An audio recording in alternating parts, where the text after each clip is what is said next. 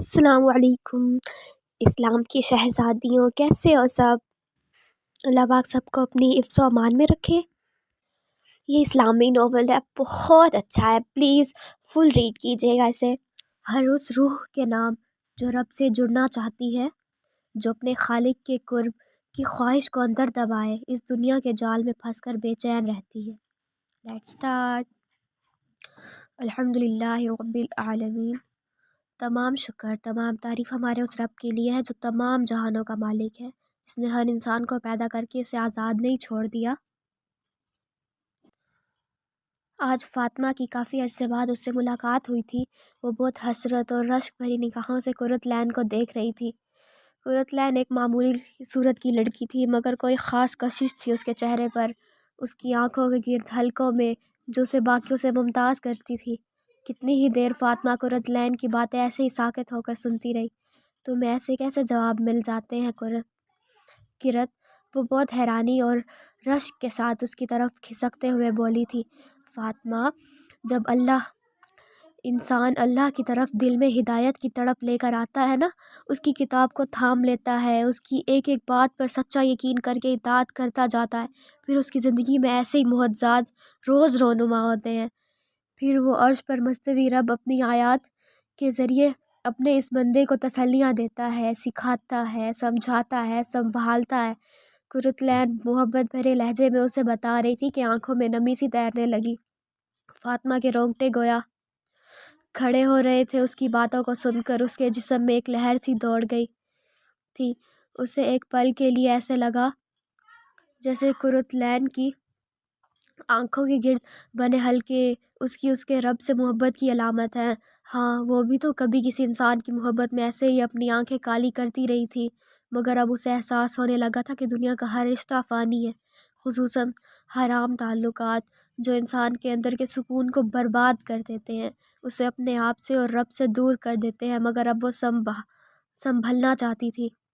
قرۃ، میں ایسا کیا کروں کہ اللہ مجھ سے بھی ایسی ہی محبت کرے، میں بھی اس کی محبت کو محسوس کر کے آنسو بہاؤں، مجھے بھی وہ ہر لمحہ تھامے اور اپنی آیات کے ذریعے جواب دے۔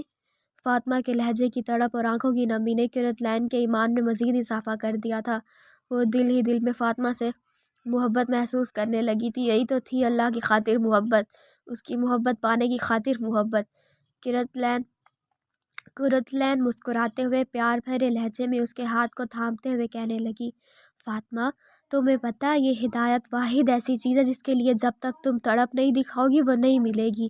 تم اللہ کے آگے سجدوں میں گڑ گڑاؤ کہ اللہ مجھے ہدایت دے دے، مجھے اپنی محبت کے لیے چن لے، اللہ کو دکھاؤ اپنی تڑپ۔ تمہیں پتہ ہے قرآن کیا کہتا ہے؟ وہ ہدایت دیتا ہے اپنی طرف جو اس کی طرف رجوع کرے۔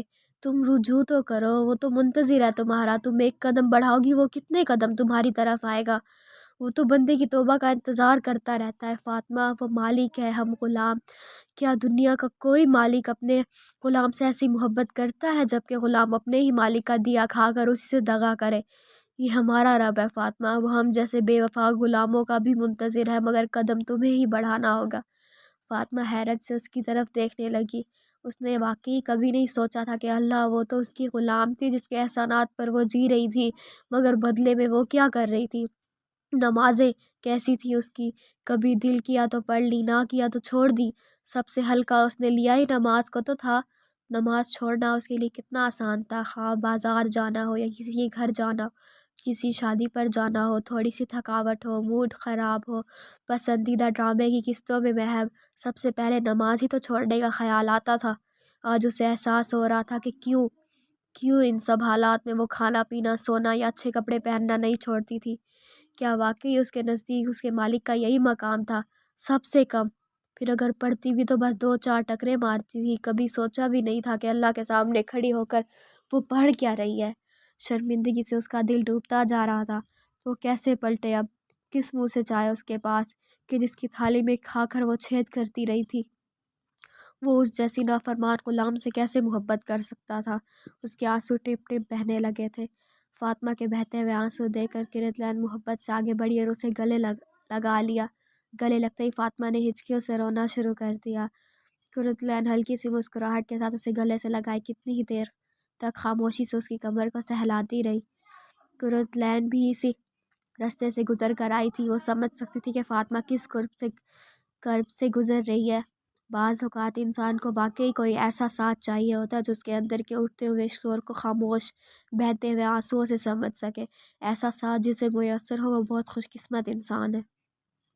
قرۃ العین جانتی تھی کہ فاطمہ کو وقت چاہیے، اس لیے وہ خاموش رہی ہے یہاں تک کہ فاطمہ نے روتے ہوئے پوچھا، قرۃ، کیا اللہ مجھے معاف کر دیں گے؟ میں نے اتنے بڑے بڑے گناہ کیے ہیں، میں نے اپنی ساری زندگی اس کی نافرمانی میں گزار دی ہے۔ مجھے اپنا کوئی ایسا نیکی کا کام یاد نہیں جس کی قبولیت کا مجھے یقین ہو، وہ کیسے معاف کریں گے مجھے؟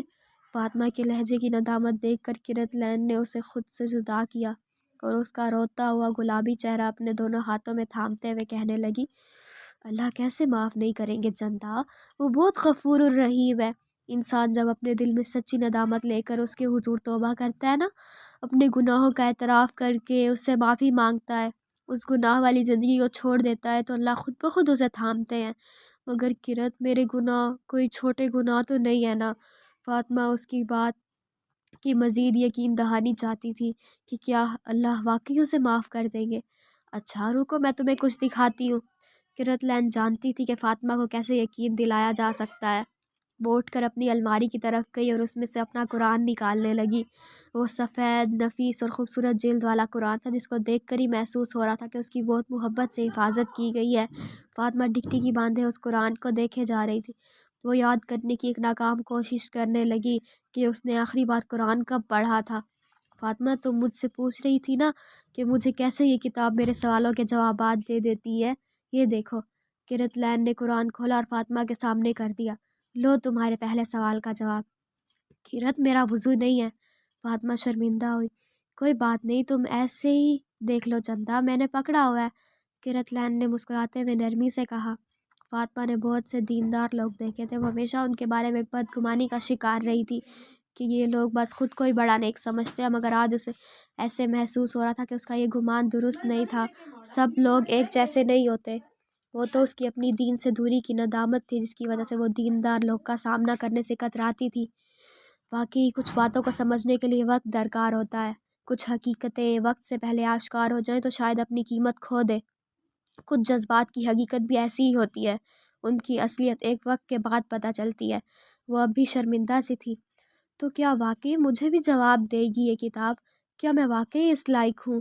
فاطمہ انہی سوچوں میں گم تھی کہ اس کی نظریں قرآن پاک کے کھلے صفحے پر جا کر ٹھٹک گئی۔ فاطمہ ایک امیر گھرانے سے تعلق رکھتی تھی، ایسا گھرانہ جہاں بس ظاہری اور رسمی اسلام تھا کہ دل کیا تو نماز روزہ کر لیا، دل کیا تو چھوڑ دیا۔ کوئی فوتگی ہوئی تو 2-3 دن قرآن پڑھا اور پھر بند کر کے ریشمی غلافوں میں اونچی شیلف پر رکھ دیا جاتا۔